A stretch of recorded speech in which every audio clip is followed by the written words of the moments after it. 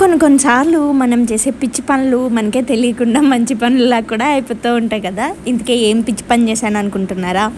నిన్న ఇడ్లీ కోసం అని చెప్పి పప్పు రవ్వ నానబెట్టాను. అయితే ఇడ్లీ పిండి బ్యాటర్ పప్పు గ్రైండ్ చేసుకున్న తర్వాత రవ్వ కలుపుదామని చూసేసరికి నేను నానబెట్టింది ఇడ్లీ రవ్వ కాదండి, ఉప్మా రవ్వ, బొంబాయి రవ్వ ఉంటుంది కదా అదనమాట.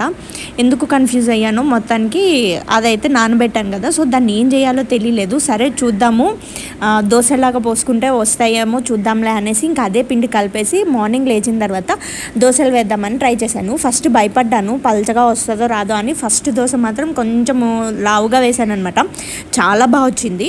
సెకండ్ దోశ నుంచి పల్చగా వేద్దాము, లావుగా కూడా బాగానే వచ్చింది, పల్చగా కూడా వస్తాయా రాదా అని మళ్ళీ భయపడుతూనే వేసాను అనమాట. పల్చగా వేసింది కూడా చాలా బాగా వచ్చిందనమాట. పల్చగా వేసింది కొంచెం క్రిస్పీగా వచ్చింది, కొంచెం మామూలు నార్మల్గా వేసిందేమో మాత్రం చాలా స్మూత్గా సాఫ్ట్గా ఉన్నాయన్నమాట.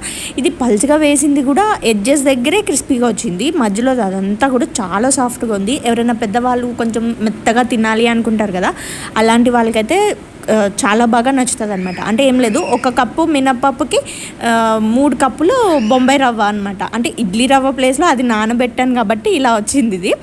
సో బట్ టేస్ట్ మాత్రం చాలా బాగుంది, రెగ్యులర్ దోశల కన్నా చాలా డిఫరెంట్గా ఉంది రేపు అదనమాట. సో దీంట్లోకి అయితే టమాటా చట్నీ చేసుకున్నాను. తర్వాత యాజ్ యూజువల్ నా రాగి జావతో ఇవాళ బ్రేక్ఫాస్ట్ అయితే కంప్లీట్ అయిపోయింది. Please subscribe to my channel Anu Telugu diaries.